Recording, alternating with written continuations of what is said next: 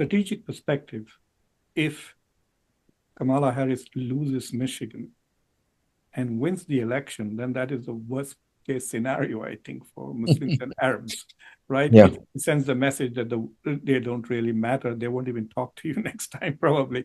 But But if Muslims do have an impact, or let's say that she loses Michigan and loses the election, uh, is that a strategic win, Salam? if Harris loses Michigan And loses the election. and loses the election, no, I mean, I don't, it's not a strategic win. It might be an emotional win. Yeah. People may feel good that they.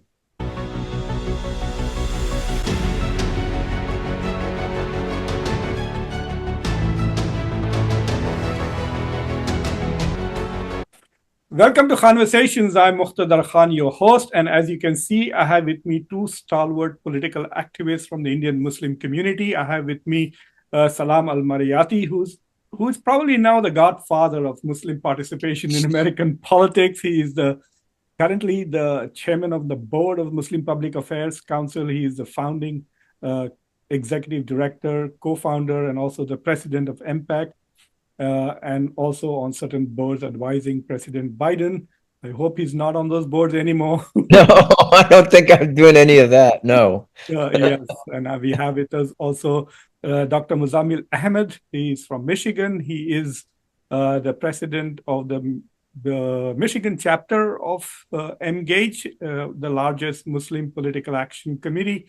But today he's here in his personal capacity. He's also a urologist. Today we are going to talk about basically the fact that the American Muslims are going through a very traumatic experience, and the war in Gaza, the genocidal war in Gaza, has marked us for life. I don't think I can ever recover this from what I'm witnessing. I've read about things like this in history, talked about it. I teach about political violence, but as a witness, this is the first time. I mean, we have seen other wars and other things, but this is so close and it's on a daily basis. So under these traumatic circumstances, Muslims are also debating what is probably going to be the most consequential elections as far as American Muslims are concerned.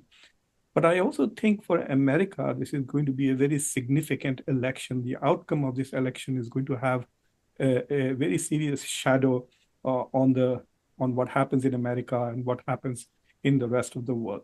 So I'm not going to spend too much time laying the prelims out. It appears that for American Muslims, there are four options that they are debating. Should we vote for Kamala Harris? Should we vote for Donald Trump?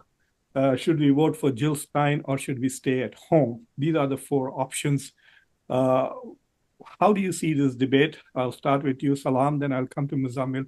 How do you see this debate? What do you think Muslims should do? And what do you think Muslims are going to do? Because I think already many of us have already voted. That's correct. Well, number one, I think the problem is the way we look at the problem. It should not be a debate.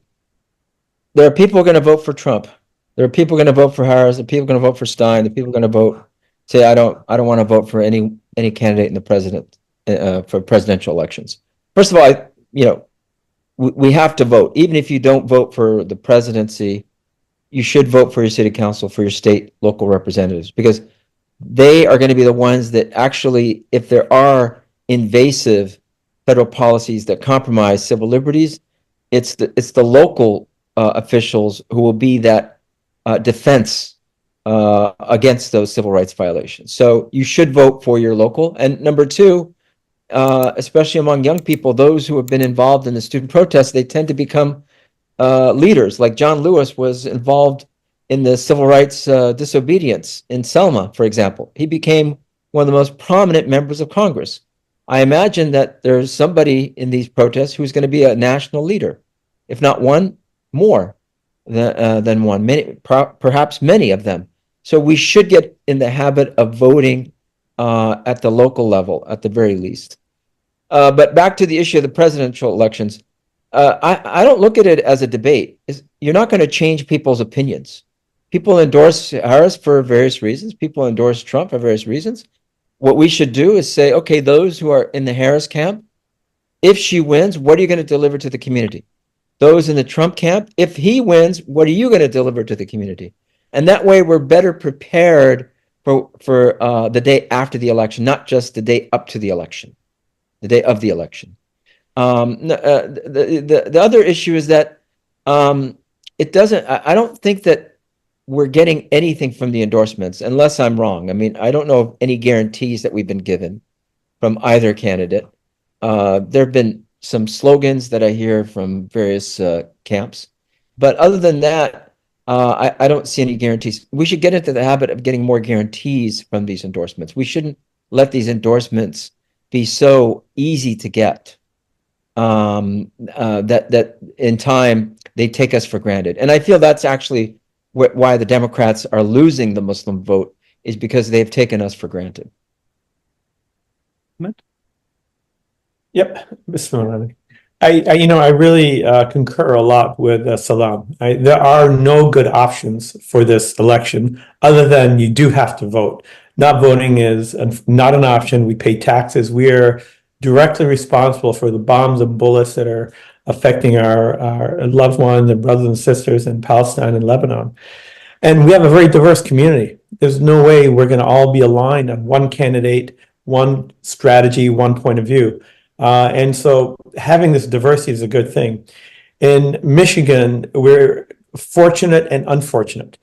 Fortunate in that because it's a very divided state, it's a swing state, the amount of attention we get is very high from the candidates. When Donald Trump won Michigan, he only won by 10,000 votes in 2016. And in 2020, when Biden won, he only won by 120 or 130,000 votes. There's about 200,000 registered Muslims in Michigan by our count. And when Jill Stein ran in 2016 in Michigan, she got 200,000 votes. She did not run in 2020. So we really believe that while generally the votes are very important, in Michigan, the Muslim community has to be very strategic on how it makes its vote. And that's how Mgage had come up with its endorsement. It's been a very, very difficult set of discussions, and it's more painful every day with every life that's lost, with every bomb that's dropped, and with the expansion of the war into Lebanon. In my office here, in patients that I see and community members that we run into at our local Greenland grocery shop, or when you're drinking chai in Kawa House, people there have cousins, parents, loved ones directly killed or their houses destroyed in southern Lebanon, families missing in Gaza. So this really, really hits home.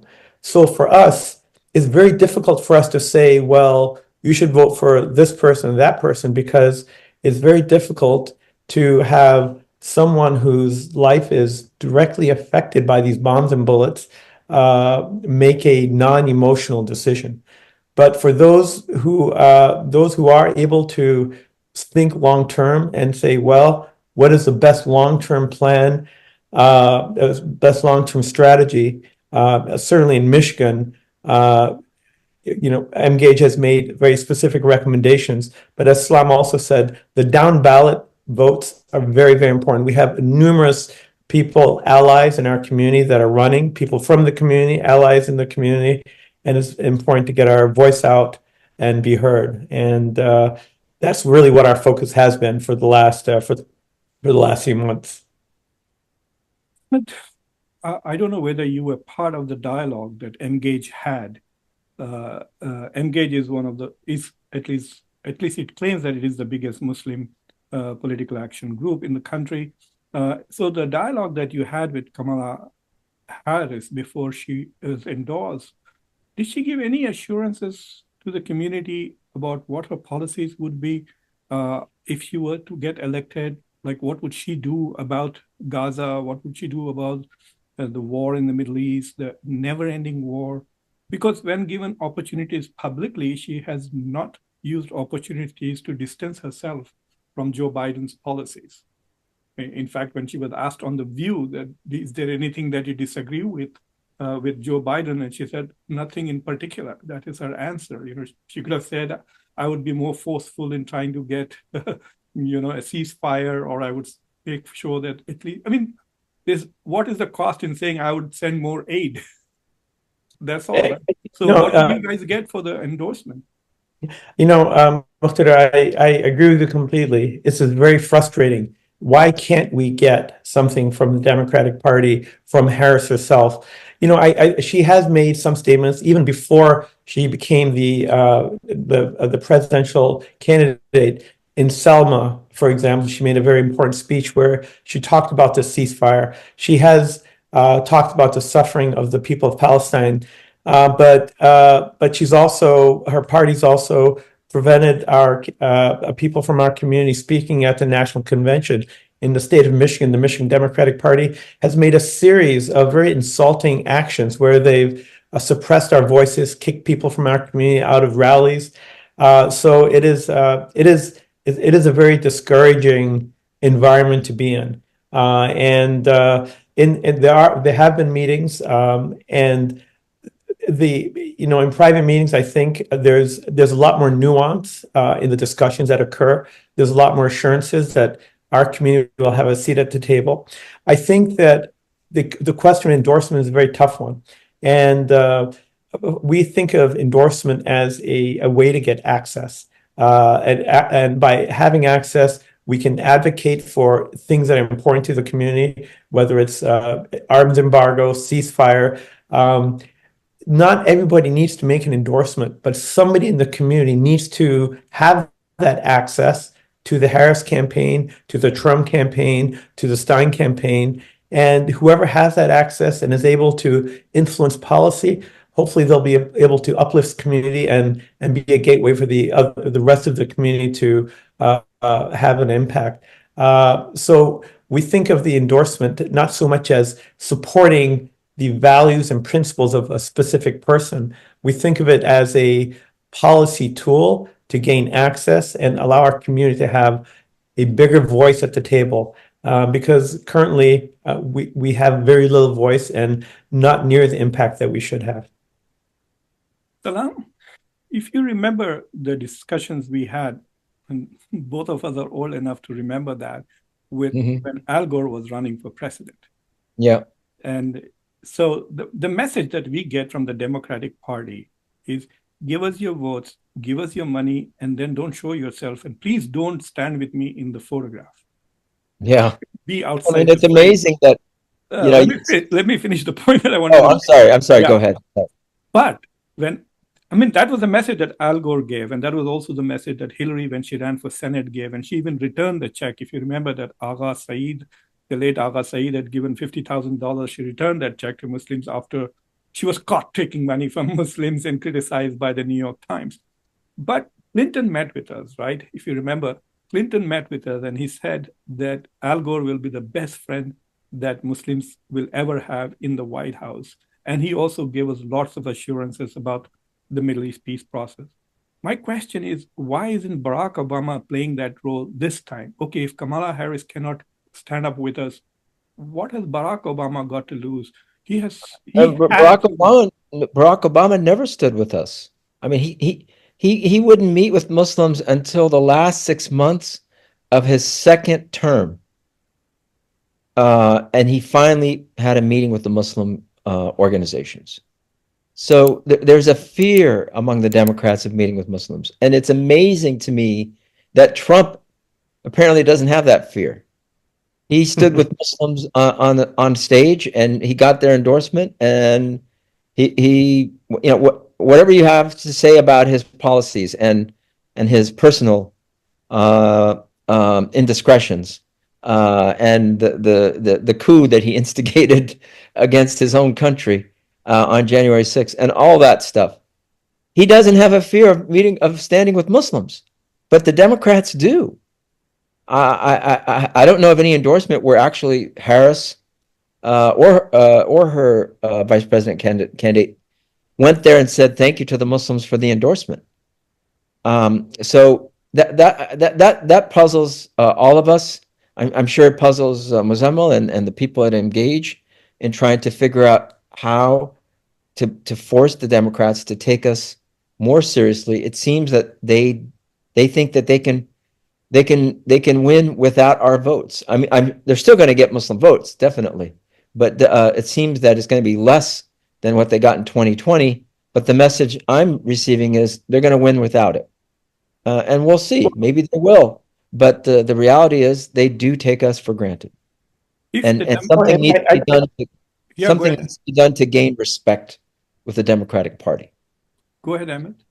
I think that's largely true, but we've had some prominent people from the Arab and Muslim community that have endorsed Kamala.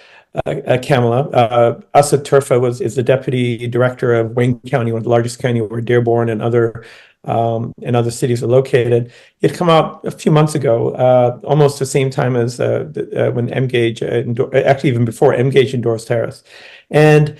Just recently, I mean, Kamala did publicly recognize Asad Turfa, said thank you. And, I think her appointment of two Muslim outreach officials that have been very active in meeting with the community, raising their concerns to Harris. I mean, there are things that are being done. There definitely needs to be more. We think of this as essentially a battle for control of the party. We tried this at the Michigan Democratic Party convention, where we had a large group of people, allies, people from the Muslim community, Arabs, people from the Jewish community, again, that are allies, that tried to put forth a candidate for a university position that was pro peace and pro Palestinian. And the party had to go to extreme lengths to shut down that move. So we think of this as a struggle within the party. We are trying to get a voice in the party, fight our way into the party, and help set the policy direction. And we understand that the party does not want us many times, and that's the impression we get. There are definitely people in the party that do not want us there, but we know that we also have many partners in the party. We have over 80 people in Congress that have supported a ceasefire. We have people in Congress that have supported an arms embargo. These are coalition partners that have reached out to our community to say, look, we need your help. We need you to strengthen us. And so we also feel that we can't abandon our partners, our coalition members, and we're trying to grow this power base within the Democratic Party. But it's a very tough place to be in, and I think the sense that we are not wanted is very true, and they need to do a lot more. But we have to fight. We feel like we have to fight our way into the party, and that's certainly been our strategy. May not be the correct one, but that is one path that we have taken. We failed to defend Jamal Bowman. I mean, he was such an important ally, and he lost in the primaries in New York, a progressive congressman who was there for maybe just 2 years or 4 years, I think. So I interviewed Jill Stein just two days ago, and as soon as the interview came out, a lot of colleagues and Democratic Party members here have started reaching out to me, and I don't know what they want me to do, but they are afraid that they think that this is an endorsement and it'll take away Muslim world. So one of my students who was pretty high up in the Democratic Party, he was saying that, look, I said, what is Kamala Harris offering us right now? And he said, look, if she wins because of the Muslim vote, especially in Michigan, if she wins in Michigan and basically the Rust Belt, Minnesota, Wisconsin, and Pennsylvania, because of the Muslim vote, then that will strengthen the Muslim community's role in governance. And I said, well, we did that with Biden, didn't we? Remember, you guys raised what, $8 million in one night or something for Joe Biden, and we voted in a very large numbers for Joe Biden. Jill Stein was not running into 2020. That helped a lot in some of the Midwestern states. In fact, one of Engage's person did get a job in the Department of Defense, if I'm not mistaken. He was on my show, Farooq Mitta, I think. Yeah. Where is he? What is he doing? I have not seen a single statement from him on the Gaza issue. He's a senior political appointee in the Department of Defense. And what did we get from Joe Biden other than a genocide for all the money and all the votes that we gave him? I mean, how is it going to be different with Kamala Harris, Salam, and then Ahmed again? Well, I think that's more a question for Muzammil. I'll let him start, and then I can follow up. Go ahead, Ms. Well, first, I just wanted to point out that I am not speaking on behalf of Engage at all, and just here my personal capacity as someone who's been in Michigan for a long time and worked in the political circles. Look, as you know, the government is a very large bureaucracy, and the executive branch is a very, very large branch with hundreds, if not thousands, of employees and bureaucrats and appointees. So we do have a few appointees that are in the executive branch, but there are many appointees and many people from with other agendas. And in the case of whether it's appointees or people that we consider allies in the executive branch or allies in Congress, our community has not been able to raise or mobilize significantly enough funds and voters to get our policy agenda on the table. Now, all is not lost, because we were also there 20 years ago where we had no support in Congress, where we did not have a Rashida, we did not have an Ilhan Omar, but now we have some people there. We are on mile 2 of a 100-mile journey. We have made progress. We have so many young, bright minds that are entering into policy making, people that are serving the community on as elected officials. We have over a dozen judges from the Arab and Muslim community in our state alone. So we are making progress, but I think, unfortunately, we need to be patient. Engage has only been doing this work for about 10 to 14 years. MPAC has been doing it for a little bit longer, but APAC and other organizations have been doing this for decades, 70 plus years, and they've put in hundreds of millions of dollars of resources into their efforts. So it is very tough to see a genocide and not be able to do something about it right now. But there is progress being made, and most people who understand policy appreciate the progress that's made. But clearly, we need to move the needle forward more. Salam, what are your thoughts about how much progress we've made? You've been in the trenches for a very long time. Yeah, no, you're right. No, I think we have made progress, definitely, in terms of the appointments. My understanding is that the Biden administration has appointed over 50 Muslims into various positions. I don't know the exact number, but it's quite a significant increase from even the Obama administration. I think there are only like a handful, maybe 4. Trump also very, very little. I mean, So Ms. Khan, who's been going after the big tech companies, she's probably the most high-flying appointee. right. And Rashad Hussain, who's the international ambassador at large for international religious freedom, and several appointments on various commissions. So we have made progress there. I think that the issue, though, is the community sees that, as Muqtedar began this discussion, this is a seminal moment because now there's genocide, and this administration is complicit, enabled it, sponsored it. You wonder, is it all Israel, or is it the United States that is actually making Israel do this, or is it Israel the tail wagging the dog? Either way, it behooves us to reassess the whole situation. And thinking that we're going to win this by money is, to me, is a losing proposition. The other side has more money. They're more entrenched. As you said, they spent what, $10 million to defeat Jamal Bowman, and they're going after other.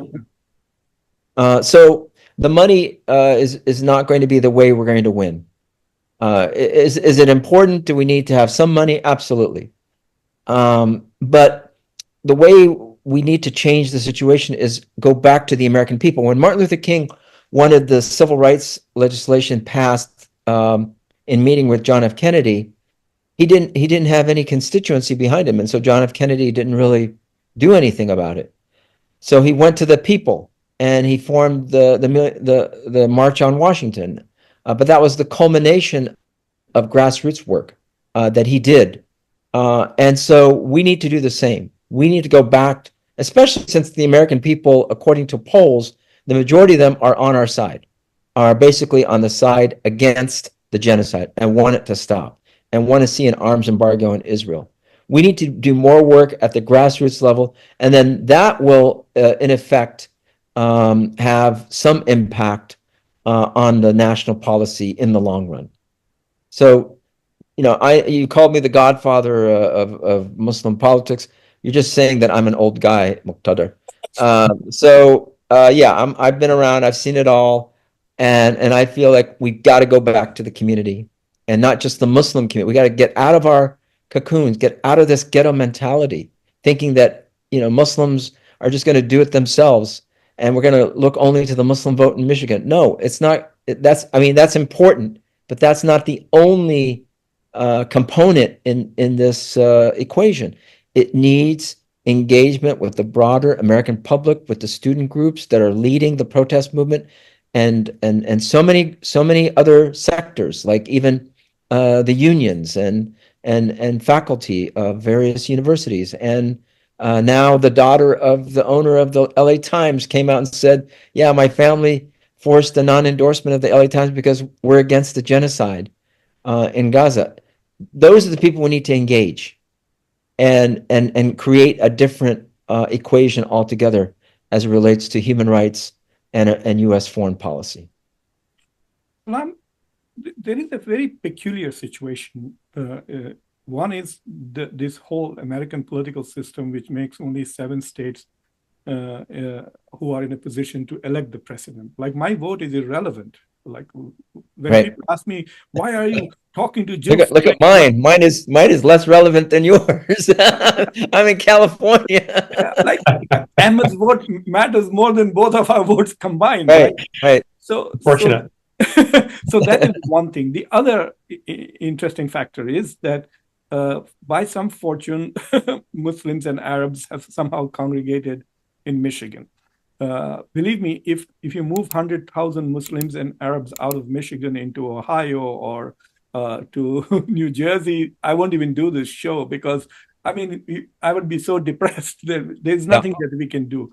But there is a feeling in the community when I talk to people that while they are traumatized by what's happening in Gaza, they're not in despair here. They are active, they are angry, and they're determined to do something. I think that is the positive thing. So I don't mind people disagreeing. One of my best friends, lifelong friends today, he was like berserk. He was arguing with me. He was accusing me of supporting Donald Trump, even though I'm not supporting Donald Trump. I was just asking the question, how can we vote for Kamala Harris if she cannot come out and promise us that the genocide will stop on the day she gets elected, just like Jill Stein? That's the first thing she said on my show. She said, Dr. Khan, if I win, it's a very, very long shot, not happening. But if she wins, the first thing she will do is pick up the phone and say, this stops now. So there is enthusiasm in the community, at least as far as voting, and some degree of activism is concerned. What they don't understand is how complex the situation is and how much resources are needed to genuinely have a political impact on this system. But what do you say to people who acknowledge that what the Democrats are doing is a genocide?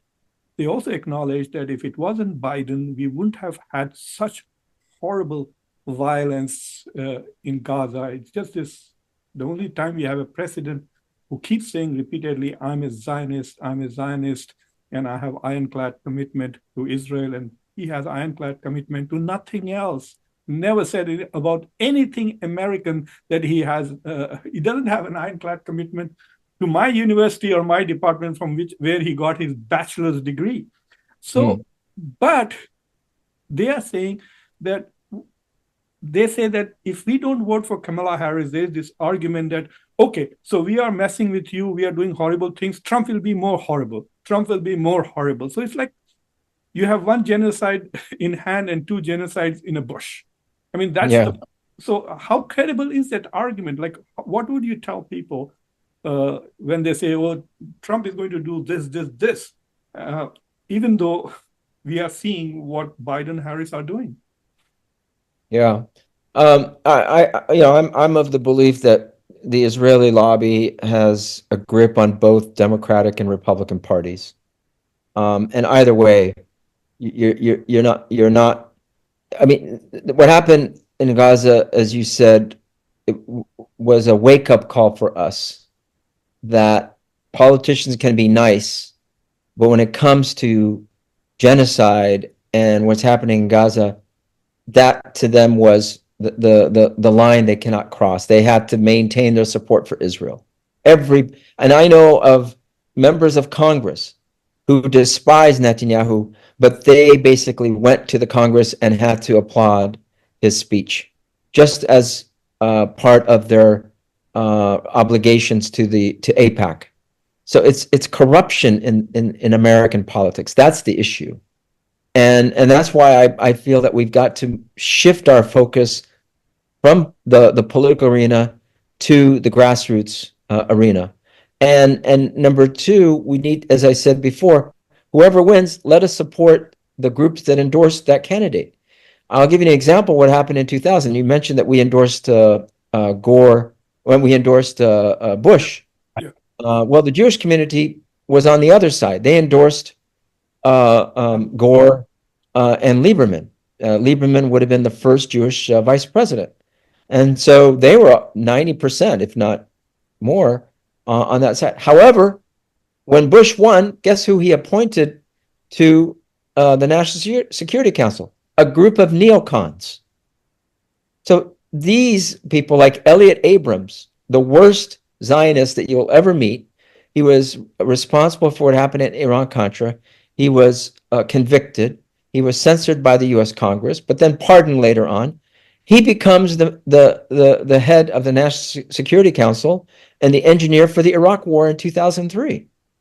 So that's what I mean by we have to become a little more sophisticated. That, okay, even if 80% of us are on one side, the 20% that are on the other side, don't cancel them out, because if their candidate wins, support them and get them to get something back to the community. We just have to be more sophisticated in this political game.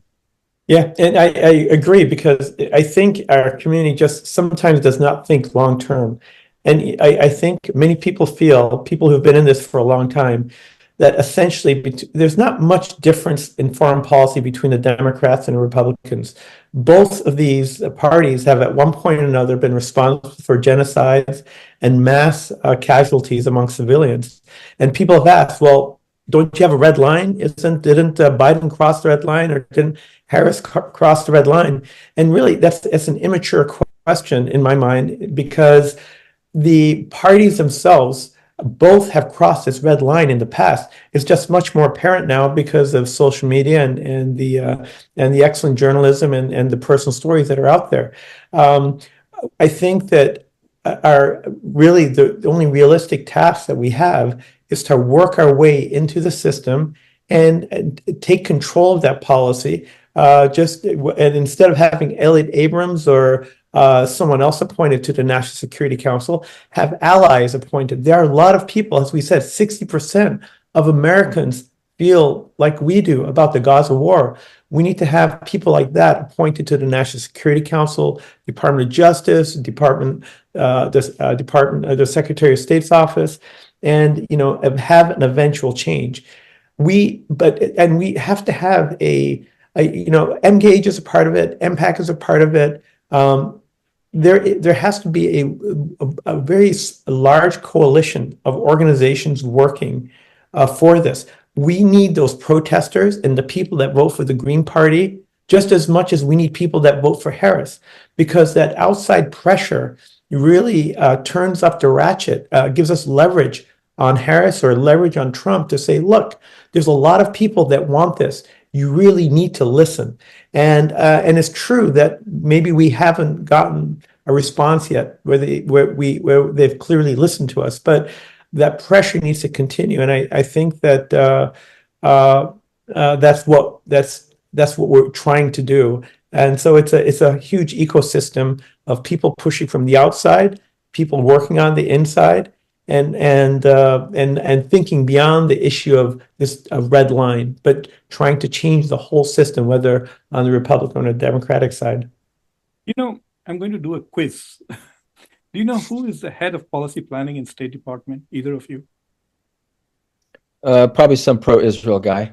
See, it is not. It's a Muslim fellow.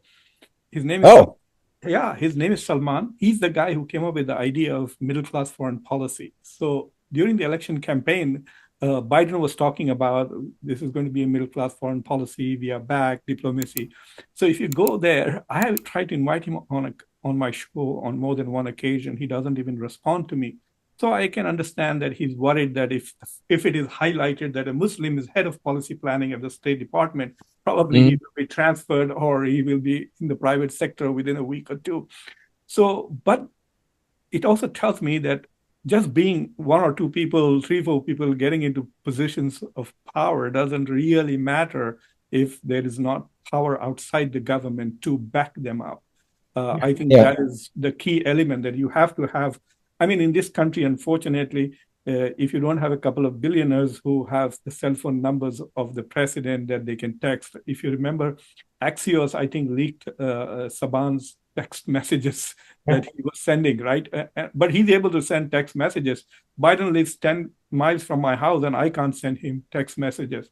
But Muzammil, this endorsement of Donald Trump by Muslims of Michigan is getting a lot of airtime. It's creating a misconception that all American Muslims have endorsed Donald Trump. So can you just put us in context how big, how significant this is? Because is this just a mayor of one city, Hamtramck, and his buddies who have endorsed Donald Trump? Or is there a pro-Trump wave going on in Michigan that we don't know of? Can you just put it in context? Because the media is presenting it as if, like, no one is talking about Gates' endorsement of Kamala Harris while talking about, I think I'm the only guy who's bringing it up, while talking about the fact that the Muslims of Michigan have endorsed Donald Trump. Right. Well, I mean, for reasons that you've outlined, I think the Harris supporters are definitely more quiet and much more, are just are very are almost intimidated by the voices out there that are anti-Harris and that are pro-Stein. It's been a very, I think in my 20, 30 years of working in the community, I've never seen this much discord and hostility that sometimes is out there. So I think there are a lot of embarrassed and quiet Harris supporters. The Trump movement is real. I mean, even in previous elections, CARE data, ISP data has shown that there's always a sizable number of people, especially from people of small business owners, people that are from wealthy background, that have always supported Trump from the Muslim community. And the number has gone up from 2016 to 2020, and probably it'll be a little bit higher now. Hamtramck in particular, the mayor did come out to support Trump. But by the same token, in that same community, we also had many hundreds, if not a few thousand people come out for rallies in support of Harris and her surrogates that were there. So I think that probably there's what we see from the polls that have been done. CARE has done some of them. There's been an even amount of support for Stein and Harris in our community, but there is a sizable, probably 10 or 20% group of people that do support Trump, and a lot of it again comes from Trump actually reaching out to the community, and whereas the Harris campaign has thrown people out of rallies. So that openness from the Trump campaign, and it might be a sign of desperation, maybe them seeing the writing on the wall, saying, "Boy, we need to we might be falling behind in polls. We need to do something more dramatic. Certainly that could be the calculation. But certainly there is a real movement of people there. But definitely, I still think the majority of the people are torn between Stein and Harris, and that's where the bulk of the Muslim vote is going to be going. So, Salam, I don't know whether Tiffany Trump's daughter is married or her boyfriend is an Arab, and her boyfriend's father is a billionaire. Right. And he's the one who's been reaching out to the Arab American community for the last few months. So Trump started reaching out to Arab Americans and Muslims at least 4 or 5 months ago, even though he's been continuing to say all kinds of things that he says. I would not restrain Netanyahu is the most oft-quoted thing. Right. But if you look at the 2020 election, especially the CARE survey that Ahmed was talking about, it shocked the hell out of me when I saw that 30% of Muslims had voted for Donald Trump in 2020. Right. So, that's what the CARE survey said. And so I did a few informal, group discussions on Facebook, on WhatsApp, and talked to people. And everybody denied voting for Trump. So in my polls, there were 0 voters for Trump. But everybody had 2 reasons why Muslims may have voted for Donald Trump. So I could guess that these were Trump voters who were embarrassed or didn't want to share in the community that they had. And the 2 reasons was, one was no new wars, that he had not started any new war in the Middle East. And the other was the LGBTQ issue, which was very, very strong in 2020. And I mean, it is kind of overshadowed by the abortion issue on the national front, but still the transgender issue is a big issue for a lot of people. So there are still very conservative Muslims for whom politics is not that big an issue as so my question to you is, from your engagement with the community, do you think that there will be people who will vote on the LGBTQ issue in this election too, and that issue is for them more important than what is happening in Gaza or the fear that Trump will destroy American democracy? I mean, it's hard to tell who's going to vote only on that issue and who thinks that the LGBTQ issue is more important than the Gaza issue. I don't know, but it is an issue, and in the endorsement of Trump, the group brought that issue up. It's not so much the issue of civil rights for them. It's an issue of parental rights. In other words, that they feel that their sovereignty as parents has been violated, and schools and the government are going in and basically imposing views and behaviors on the parents without their consultation, without even their knowledge. And there's instances, I know in California, there are instances of schools counseling children without the knowledge of the parents. And that's the issue for them.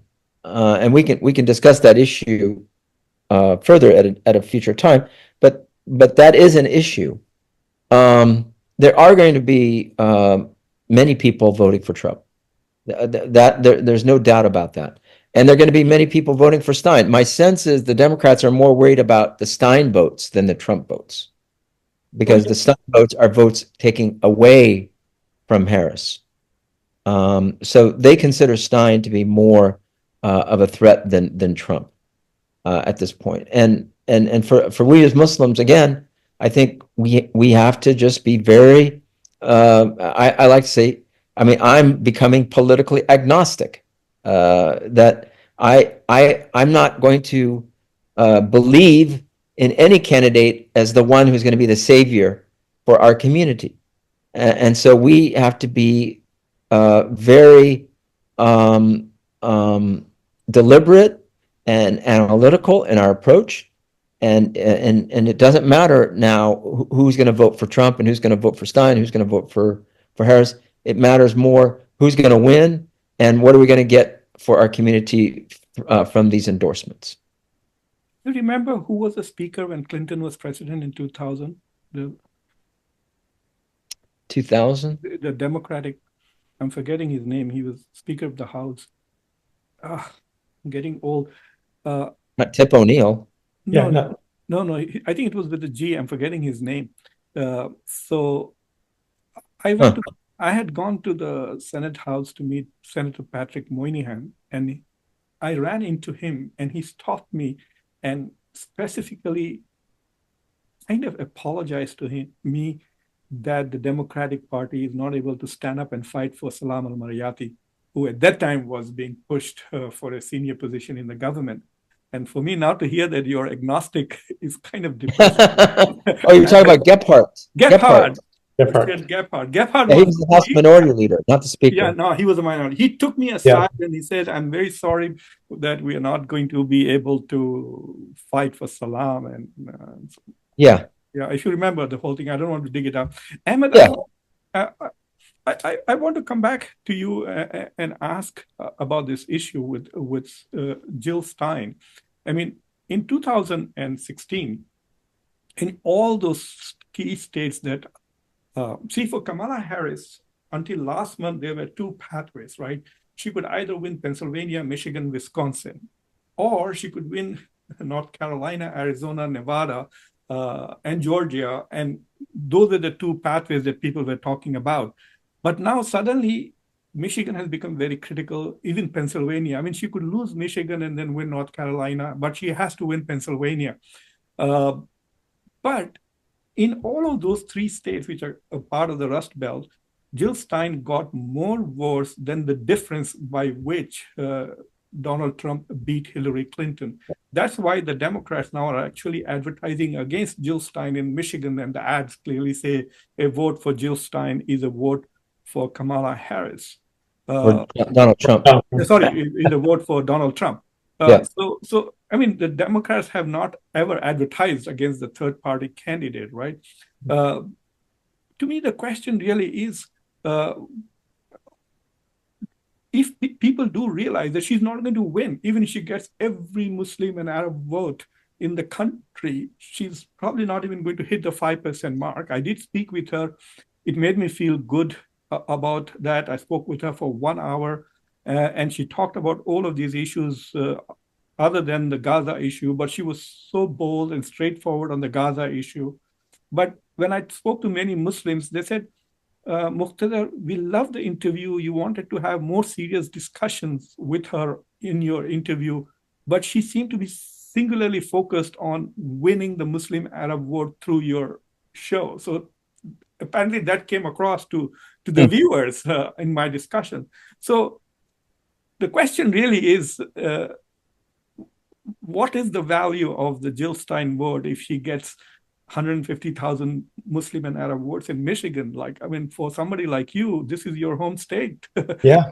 It's a huge, it's a big concern. And in our home state, again, we have people who have had their loved ones, literally their uncles or aunts or cousins killed, their houses destroyed. It has this genocide, this war is having a huge impact. So for them, we can't in good conscience ask people to say, vote for people that are funding this. If people want to vote for Jill Stein, they do so out of this emotion that is a very rightful, justified emotion, this pain, this trauma. They have to do it. You can't vote for the guy who's pulling the trigger on the gun. If you see it that starkly, so that is a problem. But we do ask people to consider that is an emotional vote. If you want, that is not going to stop the genocide. Even if she builds a power, she gets 5% or 7% of the vote, it'll be decades before she's actually able to impact power in a meaningful way. You're not going to be able to stop the genocide on November 7th. If you want to stop the genocide, you have to support the person, the party where you have the most power, where you might potentially have the most impact. And I agree with Salam. We're almost agnostic. Wherever we can get whoever wins, We have to see where we have the most influence, the most access. At this point, certainly for Engage and other people that are our allies, they think they can stop the genocide or make an impact by supporting Harris. From our discussions, from the people that are being appointed, from the surrogates that she has in Michigan, and that's the impression that we get. I hope to God that we're right. I don't know for sure. I hope that what we're hearing is correct, and she will stop the ceasefire like she said she's going to. She will have a ceasefire like she said she's going to do, and that she'll be able to rein in Israel and its violence. I don't know. But that's our best bet. So we tell people, if you want to stop the genocide on November 7th, unfortunately, you're going to have to vote for Kamala Harris. That's going to be your best bet to do so. If you want to punish and feel good about it, and you may be justified in doing so, then Jill Stein is the way to go. And that's my take on it, and the take of many people that are in my circles. From a strategic perspective, if Kamala Harris loses Michigan and wins the election, then that is the worst case scenario, I think, for Muslims and Arabs, right? Yeah. It sends the message that they don't really matter. They won't even talk to you next time, probably. But if Muslims do have an impact, or let's say that she loses Michigan and loses the election, is that a strategic win, Salam? If Harris loses Michigan and loses the election, no, I mean, I don't. It's not a strategic win. It might be an emotional win. People may feel good that they levied a punishment on her. So either way, there is no strategic win for American Muslims in this election. No, it's not. It's not. But I think that there are several, like Muzammil was talking about, people whose families have been killed or displaced in the region from Israel's atrocities. I mean, my wife wakes up every morning and reads the family WhatsApp on who's the latest family member who was killed in Gaza. And just this week, some 20 kids were killed in Khan Yunis. So, you know, I witnessed that on a daily basis. But to, you know, to think that by going against the Democrats is going to be a strategic win for us, I don't see that. You know, you may feel good about it. I mean, basically, the vote against Al Gore was a protest vote in 2000, and we got the Gulf War from George Bush, and he did use secret evidence, even though he campaigned against using secret evidence.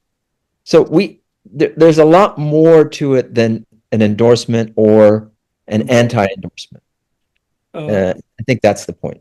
Yeah, I think, you know, thinking of the parties as a tool and seeing where you have the most power is very important. I think these are all power plays. We have to maximize power where we can, and you know, we have people in the Republican Party that are trying to do that. We have people in the Democratic Party that are trying to do that. We have much more leverage, I think, in the Democratic Party than the Republican Party. But, you know, these are strategic moves that you have to make, and you have to do a move that you can live with. It's because your conscience plays a big role here. It's a very difficult decision. You know, and again, going to local politics, it's not just the national party that's important. It's state central committees. Yeah. There's several state central committees that have supported a ceasefire. And we have to be part of that movement to force the Democratic National Committee to respect that end. Yeah. I tried to reach the Imam. I think his name is Bilal Az-Zohairi. Yeah, he was one of the endorsers.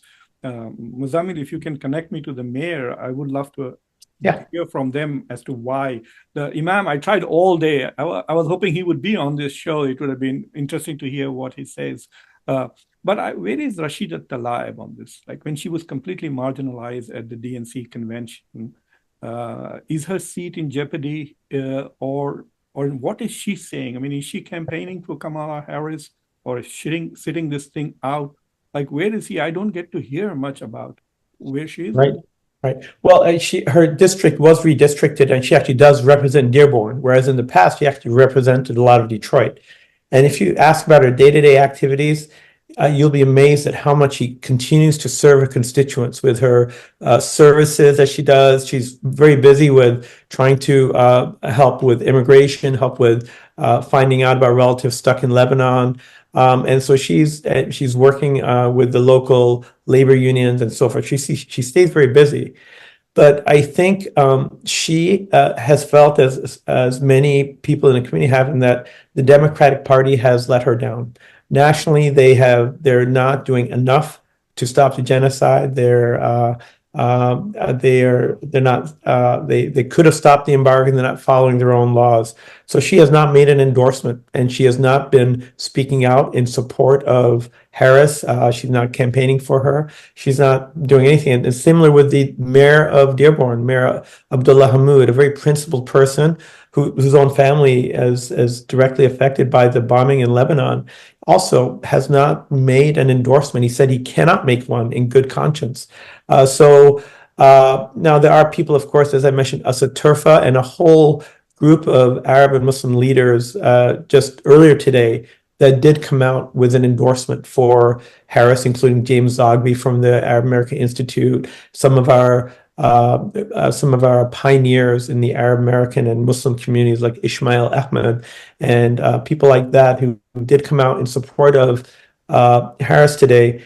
But for the most part, the community is very divided, and the leaders like Rashida and Abdullah have very intentionally not made an endorsement because they feel that not enough has been done. She was also censored by her own party. Exactly, but I will assure you, her seat is solid. With AIPAC had tried to make a move against her in the last election. They failed miserably. She has the love and support of the people of Dearborn. We know what she has to put up with, and so they didn't even bother putting up a challenge to her during this election that's coming up next week. You know, in the British elections, about 26 candidates won elections for the first time, except Jeremy Corbyn. 25 plus Jeremy Corbyn, who won elections primarily on a single issue, which is the Gaza war, what is happening in Gaza. But I wanted to bring some of them on the show, but and it was very interesting that all of them, or at least some of them, recognize that what they actually are winning for is the work they do locally. It's the media which is projecting, cherry picking their speeches and their position. They say, well, they're taking one speech of mine. What they don't know is for the last 15 years, I've been working with the community doing X, Y, Z to make my community stronger, to make my community safer and improve its well-being. So I think we have exceeded the time that I wanted to host, and I'm extremely grateful that both of you were so candid and gave me so much time. So this is my last question to both of you. What are your expectations? Who do you think is going to win? Do you have a prediction for November 5? You have a coin, I'll toss one. Yeah. But on a different, if you were to get it, like if you were truly the godfather and you were able to make, an offer to the American Muslim community, which they could not refuse, what would it be? Like, what would be your advice as leaders of the community to American Muslims, those who have not already voted? So I'll start with Salam and end with Ahmed. I mean, to me, the most important fact is to vote out of Islamic obligation, as Muzammil mentioned, that we pay taxes and we want to see our tax dollars used for Islamic purposes of justice. And therefore, it's an Islamic obligation. But from a political standpoint, Muslim voter turnout, if we become disproportionately involved in elections, that's when political parties will have to respect our vote.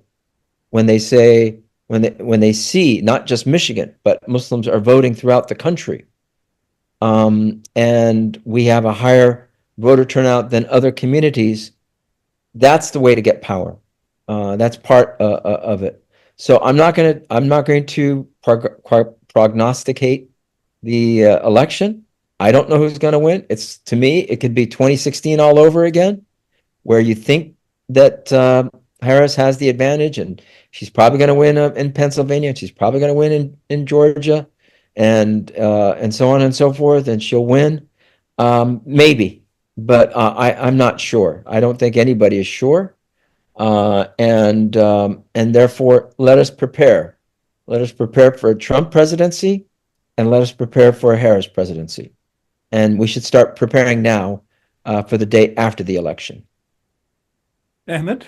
Yeah, thanks, Salam. And I think the most important date, as Salam pointed out, is November 7th, the day after the election, that this energy keeps continuing. We keep building this momentum and keep building the power in the parties.